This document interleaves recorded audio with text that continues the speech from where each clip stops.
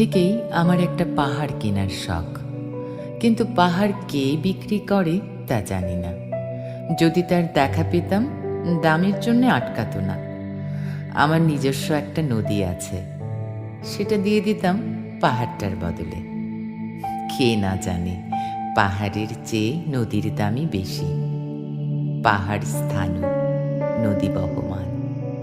তবু আমি নদীর বদলে পাহাড়টাই কিনতাম, কারণ আমি ঠকতে চাই। নদীটাও অবশ্য কিনেছিলাম একটা দ্বীপের বদলে।